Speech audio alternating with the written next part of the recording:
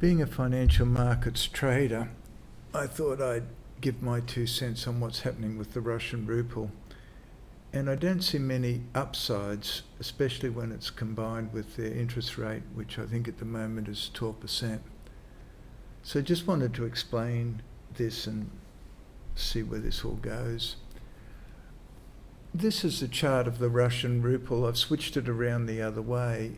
It's usually the USD plus Russian ruble, but because I've got professional trading charts, I can flip it the other way. It makes more sense because then it's more about the ruble than it is about the US dollar.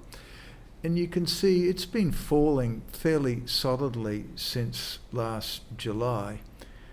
And what you need to understand about financial markets is that the way they fall, it falls to a low, and then a higher low, and then a lower low, and then a lower high, and then a lower low. So it always goes lower low, lower high. So I said lower low before. So lower low, lower high, lower low, lower high, lower low. So if you can see, here's the high, and here's the low, and now here's a lower high, and this is a lower low. And this is a lower high, and this is a lower low. And this is a lower high, and this is a lower low again. See, this low is lower than that one. This is a lower high here, and now it's come to a lower low. We've got another lower high here, and now my next guess is it's going to fall even lower. What this channel is, this is called a linear regression channel, and this just shows that it's going straight down.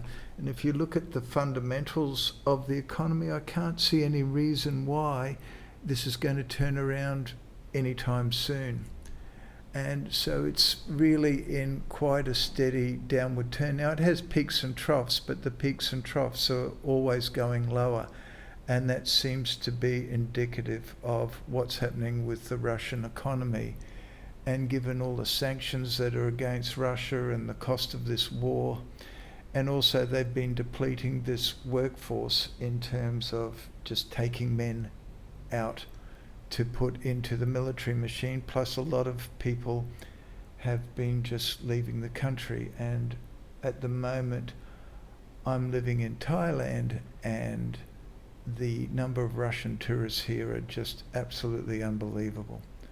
So if you are Vladimir Putin, doesn't really look like Vladimir Putin, this emoji. Hang on, let's give him Vladimir's hair. Oh, much better.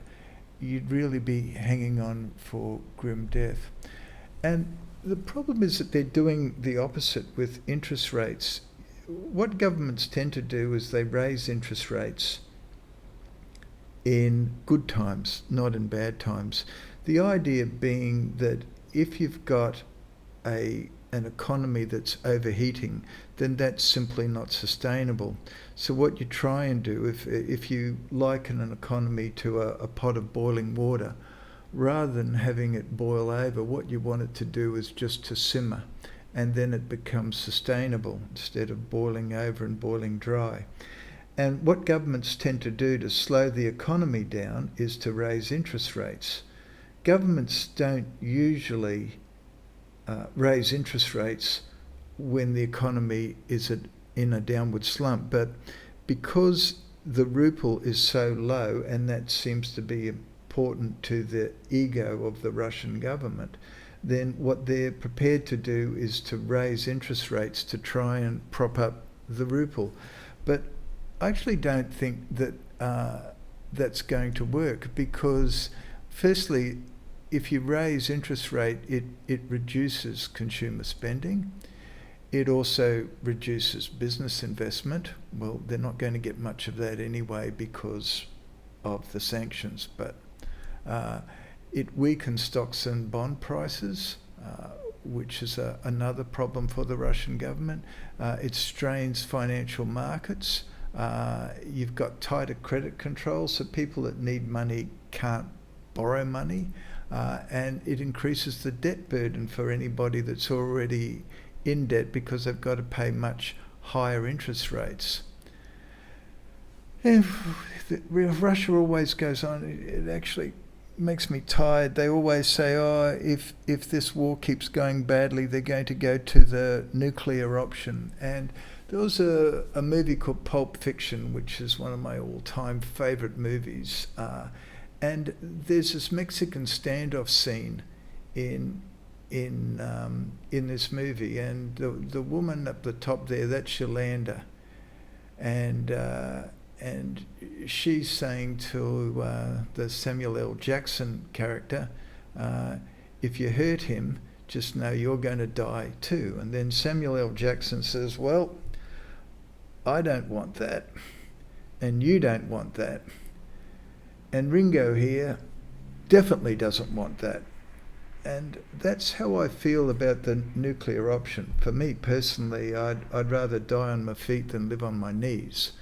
But Russia has to understand, if they pull the trigger, then they're going to die as well. And this is how I feel about it. I don't think that they will, but you can never be sure if you've got someone that's irrational. And the great thing about the ruble going down is it single-handedly could destroy Russia's ability to pay its bills, and that might end the war. If no one's getting paid, then everyone can go home. I grew up in Australia. There was a band called Axiom, and they had a song called Arkansas Grass. And one of the lyrics, if General McAllister gave up the war and all of the people went back to their chores, then all of us here in our grey tattered coats could go home. And I think that's what everybody wants to do, is to go home, and Russia would just leave the occupied territories because they wouldn't be able to fund them against the Ukrainian military machine. And that's what I think, and that's what I hope is going to happen. So that's all I've got to say. If you like the content, subscribe. I'm going to be doing a number of things on the channel. Thanks for listening.